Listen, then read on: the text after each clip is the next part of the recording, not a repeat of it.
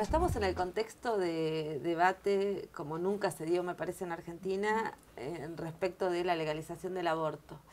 Vos estás siguiendo este tramo de los debates como diputada y la primera pregunta que te queríamos hacer es ¿qué se está discutiendo, qué proyecto se está discutiendo y si hay uno solo o va a haber varios proyectos en la Cámara al momento del debate en el recinto? En principio hay varios proyectos, son cerca de 8 proyectos los que se presentaron y están en este plenario de comisiones. Y especialmente estamos discutiendo el proyecto de la campaña, que presenta la campaña por el derecho al aborto legal, seguro y gratuito. Porque es el proyecto que viene con más desarrollo de trabajo desde la campaña durante todos estos años, porque es el que además logró juntar esas 72 firmas de acompañamiento. Entonces ese sería como el proyecto de algún modo central. Después hay cuestiones que tal vez otros proyectos agregan y podrían ser parte de la discusión, podrían incorporarse en el dictamen, pero básicamente centralmente estamos discutiendo el de la campaña. ¿Y qué serían esas cosas que se pueden agregar al proyecto de la campaña? Yo creo Por que ejemplo, el tema del misoprostol, el aborto con pastillas. Claro, porque el proyecto de la campaña tiene, tiene pocos artículos muy abiertos, justamente para también tener la idea de que todo puede entrar ahí, digamos, ¿no? O sea, hay un artículo que habla, por ejemplo, de llevar adelante o poner a disposición de las mujeres las distintas prácticas abortivas. No especifica cuáles, habla de todas. Entonces ahí te da el margen para pensar si es AMEU, si es misoprostol, si es legrado. El de Daniel Filmus, por ejemplo, incluye como un eje de su proyecto la discusión del misoprostol, la producción pública de misoprostol. Digo, va avanzando en esos temas que son fundamentales también, que son muy importantes, pero que profundizan el debate, digamos, en esas líneas. El de la campaña es más general y bien abarcativo. ¿Y hay algún proyecto, perdón, pero que solo plantee despenalización y no legalización?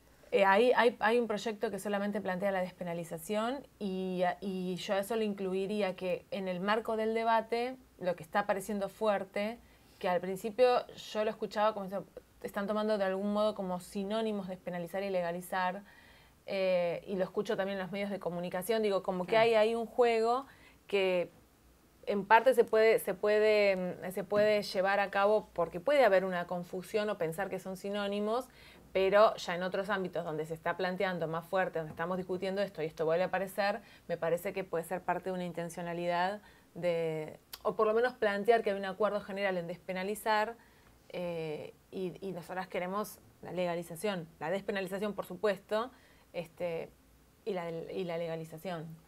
Mónica, ¿y de quién es ese proyecto que decías de solo despenalización? ¿Y por qué no explicas un poquito cuál es la diferencia entre una cosa y la otra? La diferencia fundamental es que hoy como tenemos la práctica del aborto penalizada, si no entra dentro justamente de lo que serían las prácticas de aborto no punible.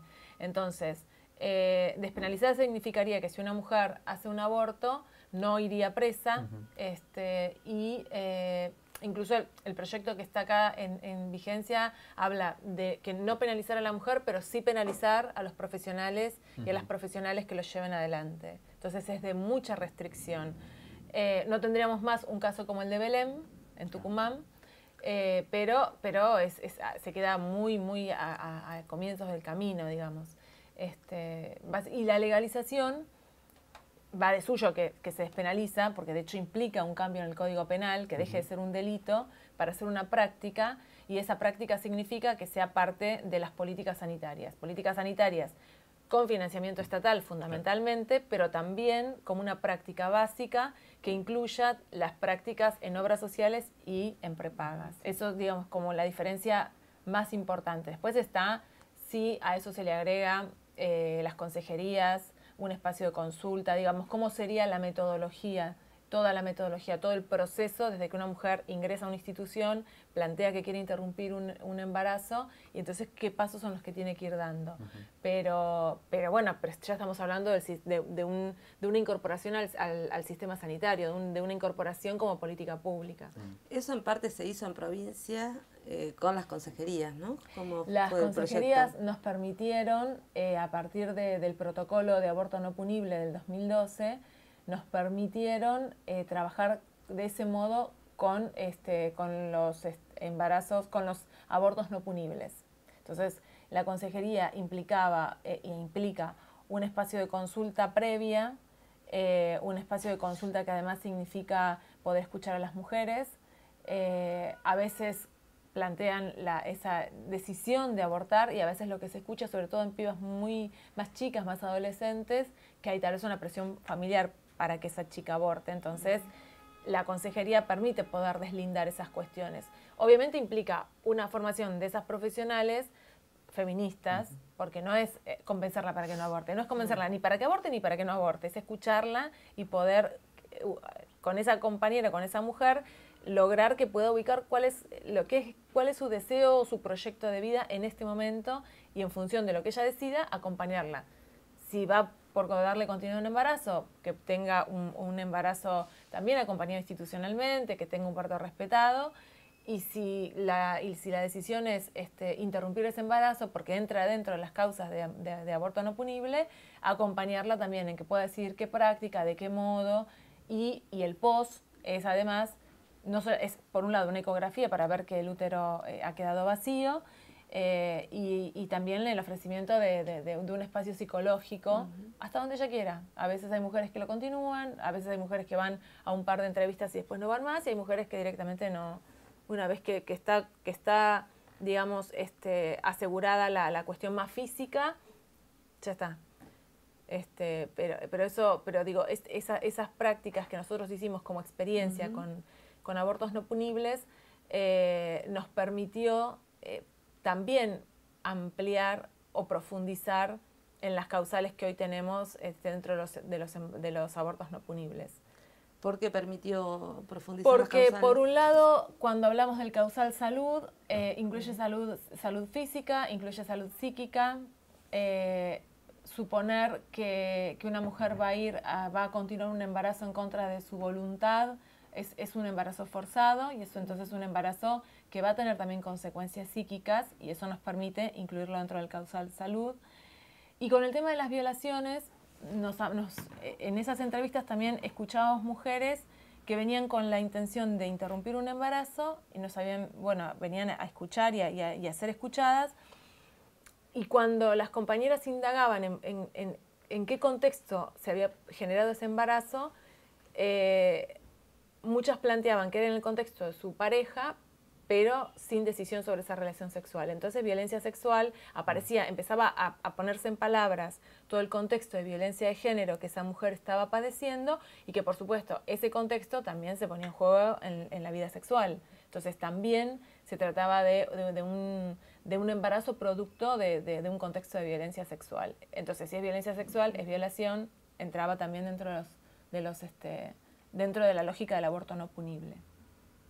¿Cuántas consejerías había en provincia? Más o menos. Mira, nosotros empezamos en Morón en el año, lo empezamos a hacer antes del fallo FAL. Porque veníamos de tener la experiencia de trabajar mucho con las compañeras del Hospital Argerich, del Servicio de Niñez, de Adolescencia. Veníamos también conversando mucho con las uruguayas, que eran lo que habían armado ya como iniciativas sanitarias, que es lo que después también termina dando lugar y generando el debate para la legalización del aborto en Uruguay, y con otra agrupación, con una asociación que es Mujeres al Oeste, que es un grupo de mujeres feministas de la zona nuestra que están en Morón, y con ellas empezamos a trabajar, y con los equipos de salud mental especialmente, psicólogas, trabajadoras sociales, psicopedagogas. Después incorporaron médicas generalistas, obstetras, pero el núcleo sale del espacio de salud mental a decir, empecemos a discutir entre nosotras qué posibilidades hay de dar información. Y en ese sentido teníamos algunos acuerdos. Uno tenía que ver con el derecho a la información y a la comunicación, ¿no? Que ese es un derecho a la comunicación como derecho humano, y la información también. Entonces, las mujeres que venían a consultar tenían el derecho de recibir información, y los profesionales y las profesionales de la salud tenían también el derecho y la obligación de brindar información que salve vidas. Entonces, con esos acuerdos empezamos a trabajar con las consejerías. Hasta ahí podíamos dar información, dar información, estar digamos, a disposición de lo que las vecinas necesitaran. Cuando aparece el tema del fallo FAL y empieza el protocolo de abortos no punibles, ahí se amplía nuestro campo de acción. Y de hecho el municipio, en ese momento en que gobernábamos nosotros, el municipio de Morón, compraba misoprostol, teníamos todo lo que implicaba los distintos insumos que se necesitaban para poder garantizar el aborto no punible. Mucho trabajo con el hospital municipal, porque la articulación con el segundo nivel de atención ahí era fundamental, y entonces también un proceso que implicaba un cambio de prácticas, con lo cual teníamos guardias con las que podíamos trabajar mejor con otras, aún gobernando el municipio, porque esto no es una cuestión de, claro, y menos en salud, no es una cuestión de bajada de línea, sino que es convencimiento, es ir incorporando cada vez más profesionales. Y entonces empezamos, yo creo que en el 2007 empezamos con esas consejerías y fuimos ampliando. Empezamos en el municipio tiene 13 centros de salud, empezamos con algunos y llegamos a tener consejerías en casi todos los centros de salud. Estas compañeras además fueron construyendo, bueno, teníamos los espacios de evaluación, de supervisión, de construcción también de una mirada teórica y de poder evaluar cómo iba todo ese proceso, con lo cual se fueron constituyendo como en una referencia en esa región. Moreno los empezó a hacer después. Estas compañeras fueron a capacitar equipos en Lanús cuando estaba Darío Díaz Pérez como intendente. Y después empezó a correr también en La Plata. ¿Y siguen trabajando ahora las consejerías en Morón? Siguen, pero hay dos cuestiones fundamentales. La primera es que una de las definiciones que tomó el intendente actual, que es de Cambiemos, Tagliaferro, fue desarmar los equipos. Entonces empezó a hacer rotación de todos esos equipos que venían trabajando juntos. En el caso específico de Morón, generó un cimbronazo importante, pero no destruyó los equipos porque como nosotros teníamos los espacios de trabajo conjunto, todos esos trabajadores de los centros de salud se conocían. Entonces, te sacan del territorio donde vos tenés una referencia, es un golpe, digamos, pero iban a otro centro de salud donde se encontraban con gente que ya conocían, no es que había que empezar todo de cero. No obstante eso, eso tuvo un costo para la población, porque de ir a un centro de salud y conocer a los profesionales, se encontraba con otros. Porque lo que tienen los profesionales de salud de Morón es que todos entraban por concurso, entonces son todos de planta permanente, no los podían echar. Entonces hicieron esto de las rotaciones. Eso generó una dificultad, pero creo que lo más grave es que lo que hace el municipio es no sacarlas, porque intentaron sacarlas, pero como hubo mucha resistencia, las dejaron, pero las dejaron sin el acompañamiento institucional que tenían. Entonces si de repente alguna de esas profesionales decide un buen día que no quiere hacer más consejerías, no las hace. Y nadie le va a reclamar que las esté haciendo o que no las haga. Yo creo que lo interesante de todo esto que contás, ¿no? Toda esta trama, es que uno a veces cuando ve en los medios o en la discusión más abstracta, incluso en la Cámara y demás, aparecen como si fuera una defensa de dos derechos, digamos, ¿no? Las mujeres planteando el derecho sobre la decisión, ¿no? Más en términos personales, de la mujer como capacidad de decisión, y por otro lado, una cuestión mucho más abstracta, ¿no? El derecho a la vida, supuestamente defendiendo unos valores. Sin embargo, todo esto que vos mostrás pone en juego una cosa más, si querés, social ¿no? Es una preocupación por la comunidad. Cuando contabas antes toda la discusión con las mujeres y toda la problemática de cómo se llega al planteo del aborto, también hay una preocupación por qué tipo de sociedad se construye. Exacto. ¿Esto cómo lo ves vos que lo toman? Ahora hablabas de resistencia. ¿Cómo ves que lo toman la gente de los barrios? Esta idea tan difundida de que las mujeres o sectores populares no están a favor del aborto. ¿Cómo? Yo creo que en los barrios, o por lo menos lo que a mí me tocó escuchar, es que sí, obviamente como en toda la sociedad hay sectores que no están de acuerdo y demás, pero la experiencia que nosotras hicimos fue que hubo consultas, los centros de salud están en los barrios más humildes del distrito, o sea que la población más fuerte que iba ahí era de esos barrios, es más, de otros distritos que se enteraban porque se corría de boca en boca que estaban funcionando las consejerías y que se atendía bien y que se cuidaba y demás. Entonces me acuerdo de gente que viajaba, no digo de la región oeste, venían de la zona sur, de otros lugares a atenderse a Morón. Y como nosotros nunca tuvimos restricción en relación a la cuestión, solamente atendemos la población de Morón, estaban todas recibidas también en esos ámbitos. Lo que las mujeres decían, porque hacíamos evaluaciones también después evaluaciones de cómo habían sido atendidas, digamos, de qué cuestiones ellas remarcaban de su paso por las consejerías, y lo que decían es justamente que lo que más rescataban era el tema del acompañamiento, el sentirse escuchadas, el no sentir que las estaban maltratando ni que las estaban juzgando. Muchas de esas mujeres ya habían sido mamás, tenían otros hijos, y destacaban eso, destacaban la cuestión, si se quiere, más humana, más buenamente humana, porque lo malo también es humano, ¿no? Pero digo, más buenamente humana en esto de haberlas acompañado y de haber estado al lado del modo en que ellas lo necesitaran y así lo reclamaran, ¿no? Entonces, eso y me acuerdo en esto también, se me viene a la memoria esto de las experiencias en otros lugares. Una vez hicimos una actividad en el Teatro Municipal, que lo abrió, en ese momento estaba Lucas Gui como intendente, él hizo la apertura institucional y después fue un espacio de intercambio de equipos, que venían equipos de Cava, que no los podíamos filmar porque lo estaban haciendo por definición, por una militancia también feminista, pero no podían, digamos, las autoridades. Tal cual.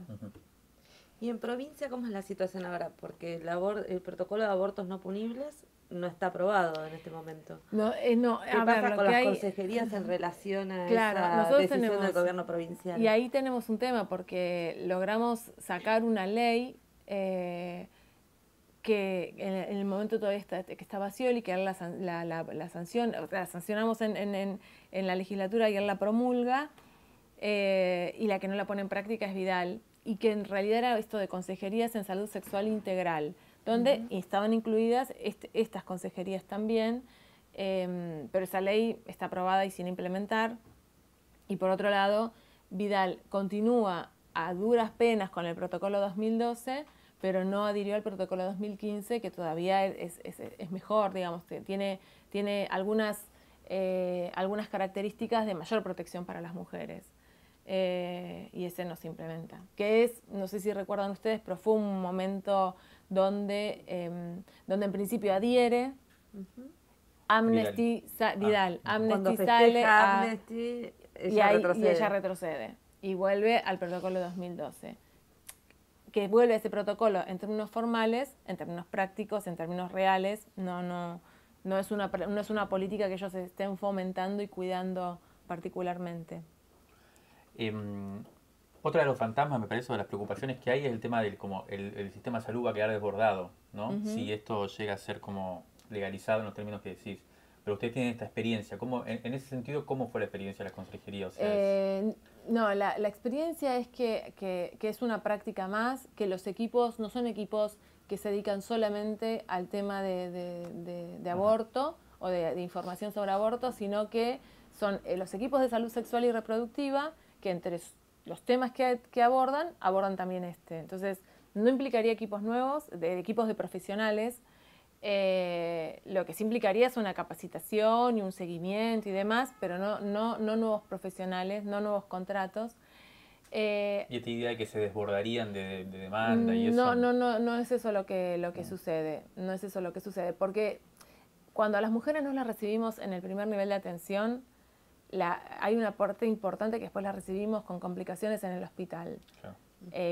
Con otro, si se quiere en términos económicos, con un costo mucho más alto para el sistema de salud en términos económicos, porque eso implica una práctica con otro riesgo, con la necesidad de otros instrumentos, con una internación que puede llevar mucho tiempo, digamos.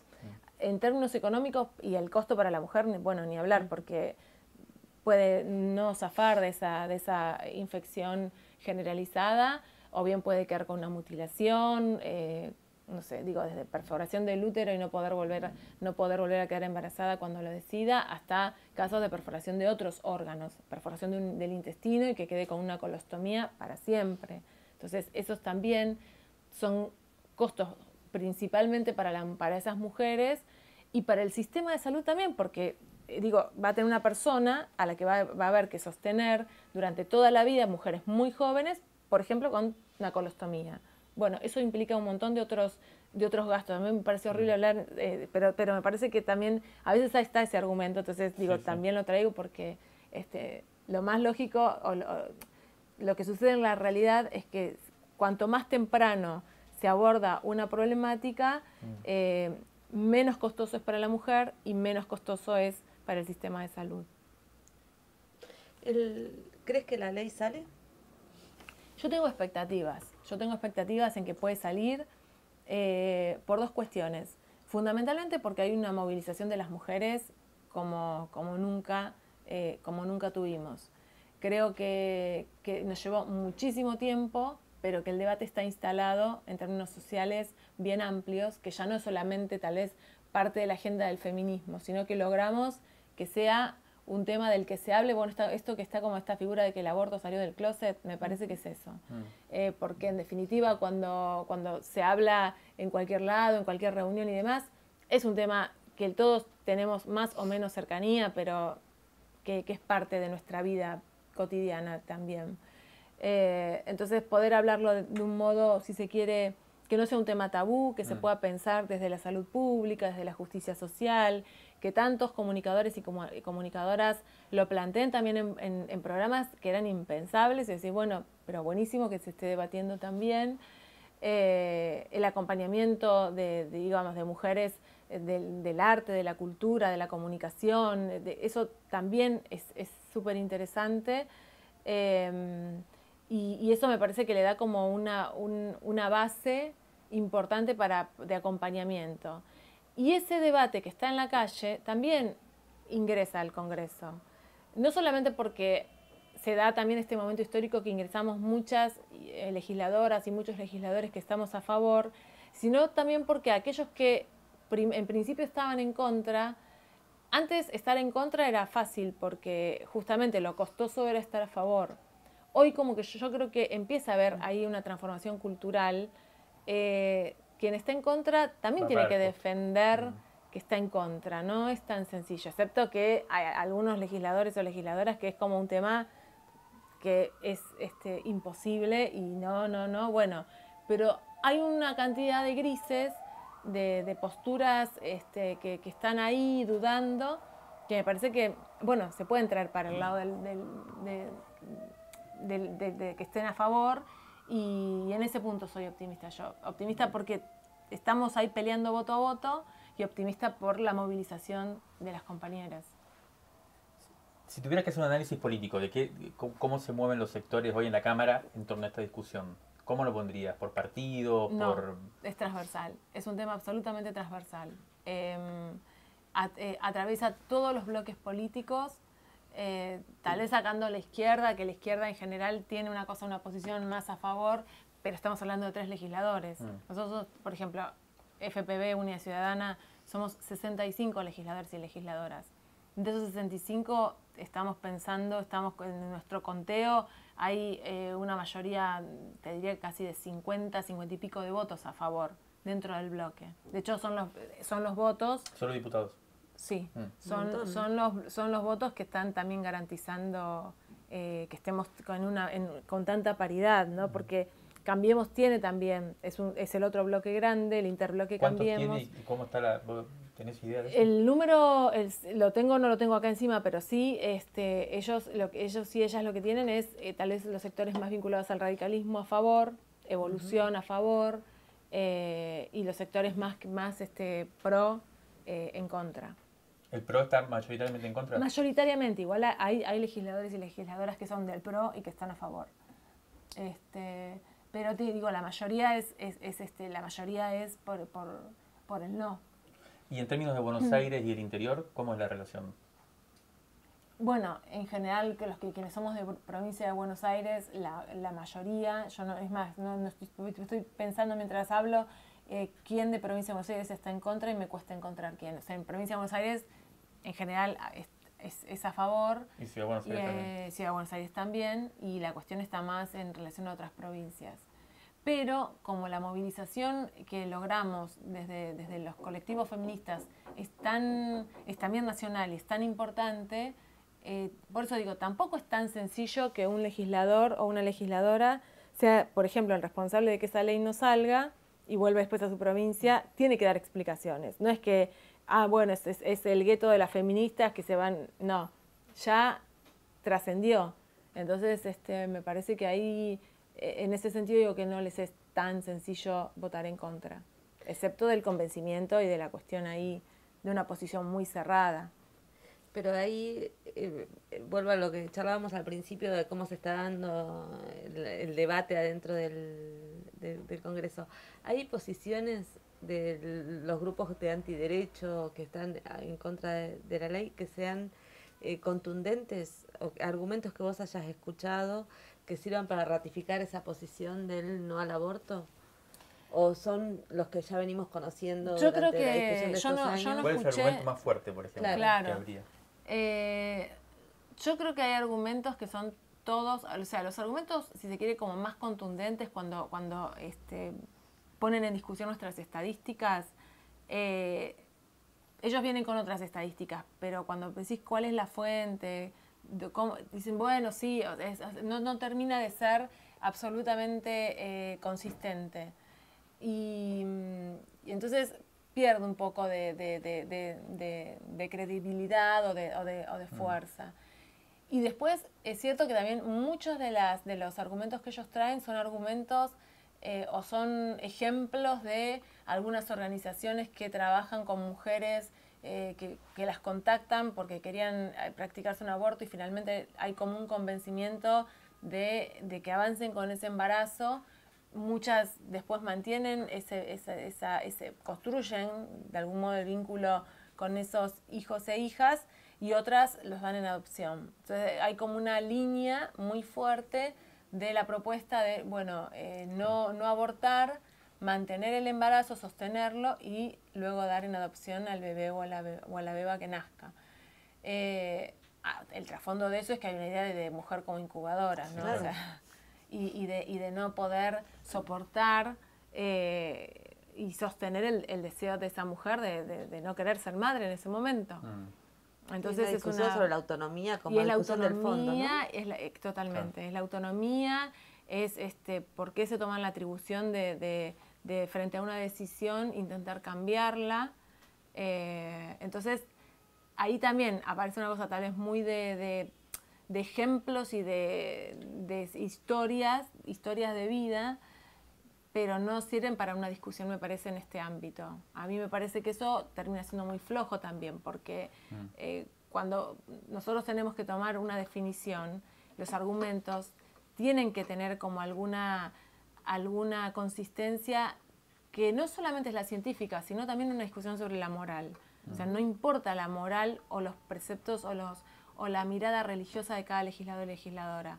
Hay una función que significa legislar para un pueblo. Claro. Entonces, después lo que cada uno hace en su vida privada, frente a la situación que decide cada una o cada uno, es cuestión de su ámbito privado, pero no la discusión de que, o sea, me parece que hay como que poder separar esos mundos, porque si no, un legislador o una legisladora puede pensar que en función de lo que haría en su vida privada, bueno, desde ese lugar legisla, lo Pero cual no es así. no, para mí no.